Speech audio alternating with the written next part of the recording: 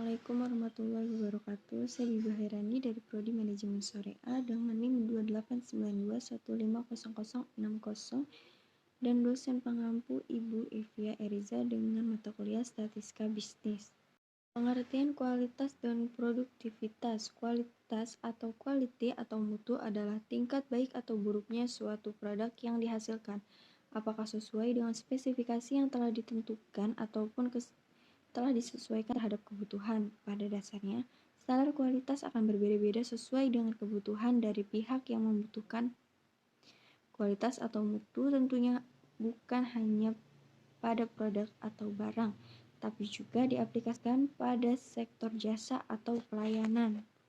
Sedangkan produktivitas atau produkti adalah rasio atau perbandingan antara input dan output dalam kegiatan menghasilkan suatu produk ataupun jasa. Produktivitas pada dasarnya adalah mengukur efisiensi dari kegiatan produksi. Hubungan kualitas dan produktivitas yaitu untuk meningkatkan keuntungan atau profit perusahaan. Ide ataupun usulan yang paling sederhana dan paling pertama muncul adalah meningkatkan produktivitas. Untuk meningkatkan profit, manajemen perusahaan kemudian memutuskan untuk meningkatkan produktivitas hingga 10%. Artinya, setiap hari perusahaan harus menghasilkan 1.100 unit. Artinya, setiap hari terdapat 130 profit, manajemen perusahaan kemudian memutuskan untuk meningkatkan produktivitas hingga 10%. Artinya, setiap hari perusahaan harus menghasilkan 1.100 unit.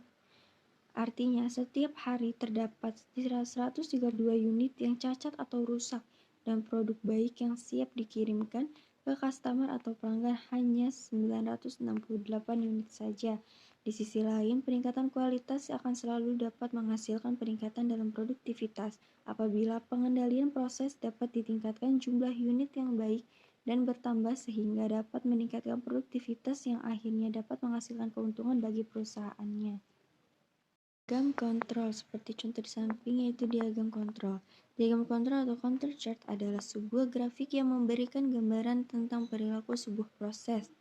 Diagram kontrol ini digunakan untuk memahami apakah sebuah proses manufacturing atau proses bisnis berjalan dalam kondisi yang terkontrol atau tidak. Sebuah proses yang cukup stabil tetapi berjalan di luar batas yang diharapkan harus diperbaiki untuk menemukan akar penyebabnya untuk mendapatkan hasil perbaikan yang fundamental. Bagian diagram kontrol. Yang pertama, diagram kontrol terdiri dari titik-titik yang mewakili sebuah nilai statistik atau rata-rata range proporsi dari sebuah karakteristik sampel diambil dari sebuah proses pada waktu yang berbeda atau data. Rata-rata dari nilai statistik di atas yang dihitung dari keseluruhan sampel. Garis tengah yang digambarkan dapat di angka rata-rata nilai statistik tersebut. Standar error dari nilai statistik yang juga dihitung dari keseluruhan sampel. Batas kontrol atas dan bawah yang mengindikasikan batas di mana secara statistik sebuah proses bisa dikatakan menyimpang. Secara umum besarnya 3 kali standar error dari garis tengah. Juga ditambahkan beberapa fitur seperti yang pertama batas peringatan atas dan bawah yang besarnya 2 kali standar error dan garis tengah. Kedua, dibedakan menjadi beberapa zona apabila ada perbedaan yang ingin dilihat di zona yang berbeda. Penggunaan diagram kontrol. Diagram kontrol dapat membantu untuk yang pertama mendeteksi adanya variasi penyebab khusus, yaitu jika sebuah proses secara statistik terkontrol, maka 99,73% data akan ada di antara batas kontrol. Jika ada data yang keluar dari batas kontrol mengindikasikan bahwa sumber variasi yang berasal dari luar proses. Yang kedua, meyakinkan kestabilan sebuah proses, yaitu kestabilan sebuah proses merupakan syarat yang diperlukan untuk bisa menghitung kemampuan proses atau proses stability. Yang ketiga, mendeteksi perubahan proses dari waktu ke waktu, yaitu jika titik-titik di dalam diagram kontrol semakin bergeser ke atas atau ke bawah dari waktu ke waktu, mengindikasikan bahwa ada perubahan kecil tetapi terus-menerus di dalam proses. Perubahan ini sangat sulit dilihat untuk jangka pendek namun akan sedikit demi sedikit menurunkan tingkat kualitas produk. Rata-rata, perhatikan diagram yang ada di sini, kalian bisa lihat Bahasan dari diagram batang yang di atas yang diperoleh yaitu ukuran sepatu 36 sama dengan 4 siswa, ukuran sepatu 37 sama dengan 2 siswa, ukuran sepatu 38 sama dengan 6 siswa, ukuran sepatu 39 sama dengan 4 siswa, ukuran sepatu 40 sama dengan 8 siswa, ukuran sepatu 41 sama dengan 4 siswa, ukuran sepatu 42 sama dengan 2 siswa. Untuk mencari rata-rata ukuran sepatu siswa dan menggunakan konsep min atau rata-rata, data tanggal digunakan rumus, yaitu jumlah seluruh data adalah dan banyak siswa data yaitu maka berapa siswa. Dengan demikian rata-rata ukuran sepatu siswa adalah 39.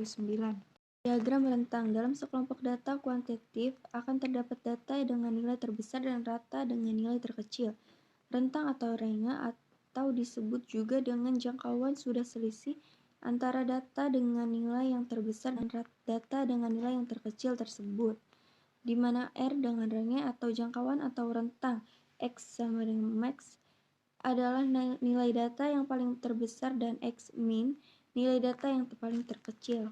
Rentang dari data 20,21, 19, 17, 20, 21, 23, 24, 25. Data terbesar dari buka kurung X underscore buka kurung max tutup kurung X max tutup kurung adalah 25 dan data terkecil buka kurung X underscore buka kurung min tutup kurung X min tutup kurung adalah 17.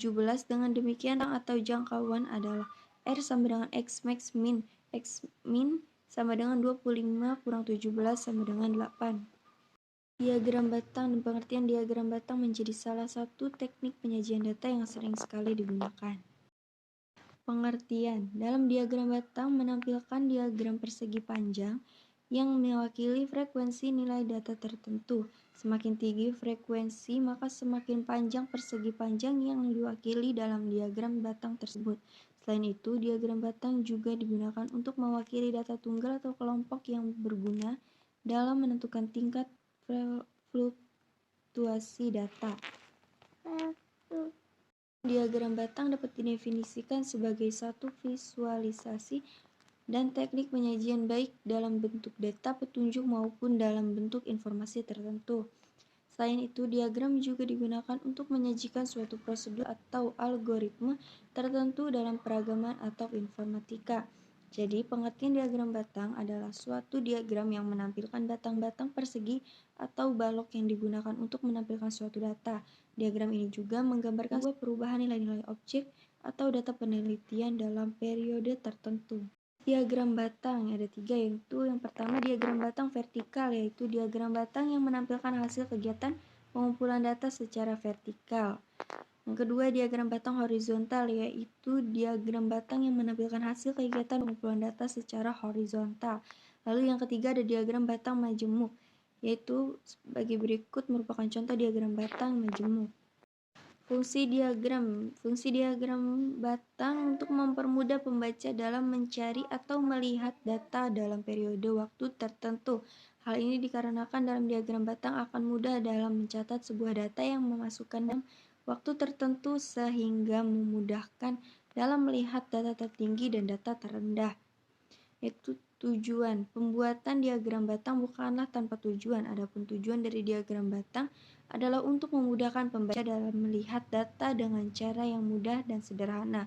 Diagram batang juga bertujuan untuk menggambarkan kinerja objek peneliti selama periode waktu tertentu. Diagram atribut. Atribut merupakan karakteristik dan entitas atau relationship yang menyediakan penjelasan detail tentang entitas atau relationship. Dalam penerapannya atau level fisik, atribut merupakan field atau kolom dari sebuah tabel. Misalnya, entitas mahasiswa memiliki atribut yaitu nama, alamat, NIM berdasarkan karakteristik atau sifatnya. Atribut dapat dikelompokkan menjadi 4, yaitu yang pertama simple attribute dan composite attribute, yang kedua single valued attribute dan multi valued attribute, yang ketiga majority attribute, dan yang keempat derived attribute atau atribut turunan, dan 5 key attribute. Simple attribute atau atomic attribute adalah atribut terkecil yang tidak dapat dibagi-bagi lagi menjadi atribut yang lebih kecil. Contohnya adalah atribut jenis K pada entitas pegawai. Berikut penjelasan simbol atau notasi pada simbol atribut, yaitu derivat atribut atau atribut turunan adalah atribut yang nilai-nilainya diperoleh dari pengelolaan atau dapat diturunkan dari atribut atau tabel lain yang berhubungan, misalnya atribut zaman pegawai pada entitas departemen. Lalu K adalah merupakan suatu atribut yang menandakan kunci dari suatu entitas yang bersifat unik. Key atribut adalah satu atau beberapa atribut yang mempunyai nilai unik sehingga dapat digunakan untuk membedakan data pada suatu baris atau record dengan baris lain pada suatu entitas. Key atribut dibedakan menjadi 3, yaitu yang pertama super key, yang kedua candidate key, dan yang ketiga primary key. Super key adalah satu atau gabungan beberapa atribut yang dapat membedakan setiap baris data dalam sebuah tabel secara unik. Misalnya super key untuk entitas pegawai antara lain yang pertama nomor KTP, nama, alamat, jenis skala, dan gaji. Yang kedua nomor KTP, nama, alamat, jenis skala. Yang ketiga nomor KTP, nama, dan alamat. Yang keempat nomor KTP dan nama. Yang kelima, nama. Jika dapat dijamin kalau tidak ada nama yang sama antara satu berisi dengan baris yang lain. Dan yang keenam adalah nomor KTP. Kunci calon atau candidate key. Kunci calon adalah salah satu rangkaian yang memiliki nilai unik untuk membedakan atau identifikasi nilai kombinasi yang unik di antara semua kejadian yang spesifik dari entitas. Kunci calon ini tidak boleh berisi atribut dari tabel lain.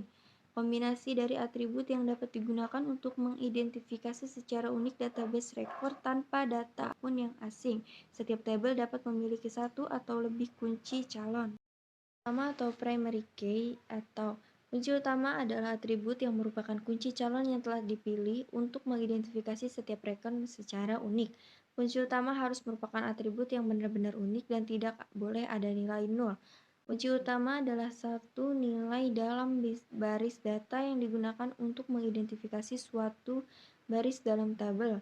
Salah satu dari kunci calon dapat dipilih menjadi kunci utama dengan 3 kriteria tersebut. Sebagai berikut, yang pertama, kunci tersebut lebih alami untuk dijadikan acuan. Yang kedua, kunci tersebut lebih sederhana. Yang ketiga, kunci tersebut cukup unik. Terima kasih. Wassalamualaikum warahmatullahi wabarakatuh.